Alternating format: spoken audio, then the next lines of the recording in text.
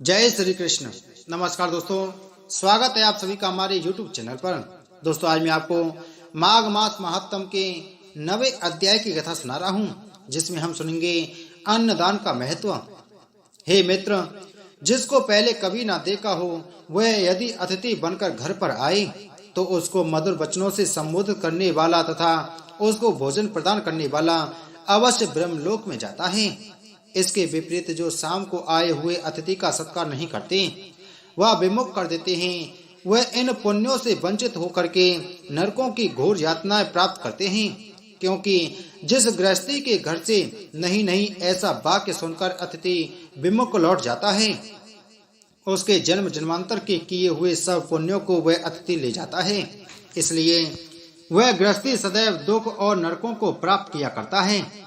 अतः घर पर आए हुए अतिथि को कभी विमुख न जाने देकर श्रद्धा अनुसार आप भगत जरूर करनी चाहिए। इतना ही नहीं, अन्नदान देने वाले धनवान, रूपवान, चिरंजीवी और ऐश्वर्यशाली होते हुए प्राणियों में उत्तम हुआ करते हैं। हे वैश्वर, एक बार का वृत्तांत है कि जब केसरी ध्वज राजा स्वर्ग से च्युत होकर भूतल पर आने लगे तो धर्मराज ने कहा, हे राजन, यदि पुनः स्वर्ग में आना हो तो भूतल पर जाकर अन्न का दान करना। ऐसा मैंने स्वयं धर्मराज के मुख से सुना है, इसलिए अन्नदान से बढ़कर कोई दान नहीं है। हे विकुंडल, जो मनुष्य ग्रीष्म ऋतु में जल का, हेमंत ऋतु में अग्नि का और सब ऋतुओं में अन्न का दान करता है, वह सब सपने में भी नरकों की यातनाएं न भोगकर सदा स्वर्ग प्राप्त किया करता है। हे वैश्यराज, जो मनुष्य कामिक, वाचिक और मानसिक पापों का प्रायश्चित करता है, उस सज्जन पुरुष को भी देवताओं और गंधर्वों के द्वारा उत्तम लोकों की प्राप्ति हुआ करती है। और जो गायत्री आदि वेद मंत्रों को जप करते हैं, वह जो धर्म पुराण ग्रंथों का श्रवण करते हैं, उन्हें भी सदा सद्गति मिलती है।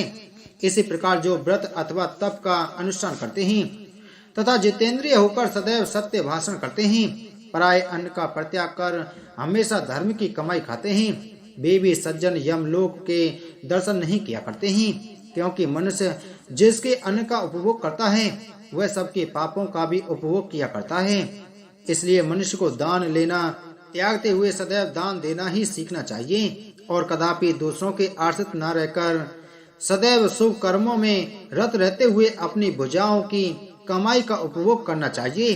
क्योंकि किसी ने कहा भी है, हे मित्र, जिसको पहले कभी ना देखा हो, वह यदि अतिथि बनकर घर पर आए तो उसको मधुर वचनों से संबोधित करने वाला तथा उसको भोजन प्रदान करने वाला अवश्य ब्रह्मलोक में जाता है।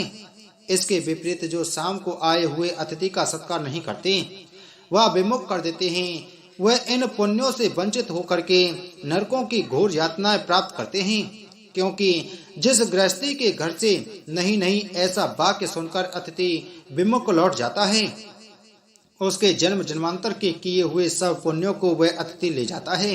इसलिए वह गृहस्थी सदैव दुख और नरकों को प्राप्त किया करता है।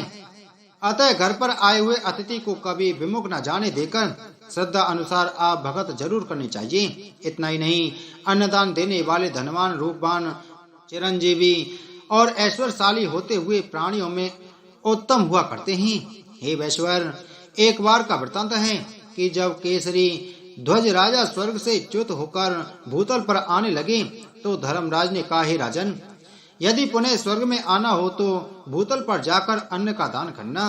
ऐसा मैंने स्वयं धर्मराज के मुख से सुना है, इसलिए अन्नदान से बढ़कर कोई दान नहीं है।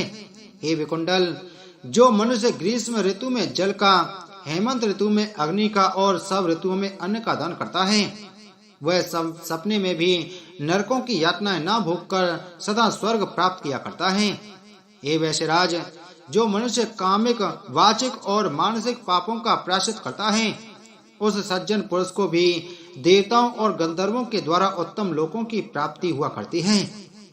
और जो गायत्री आदि वेद मंत्रों को जप करते हैं, वह जो धर्म पुराण ग्रंथों का श्रवण करते हैं, उन्हें भी सदा सद्गति मिलती है।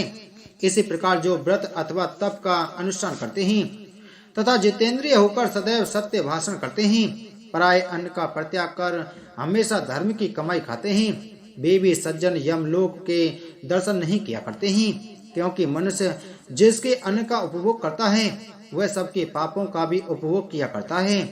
इसलिए मनुष्य को दान लेना त्यागते हुए सदैव दान देना ही सीखना चाहिए और कदापि दूसरों के आश्रित न रहकर सदैव शुभ कर्मों में रत रहते हुए अपनी भुजाओं की कमाई का उपभोग करना चाहिए, क्योंकि किसी ने कहा भी है, बोलो माघ मास महात्म की जय, बोलो विष्णु भगवान की जय।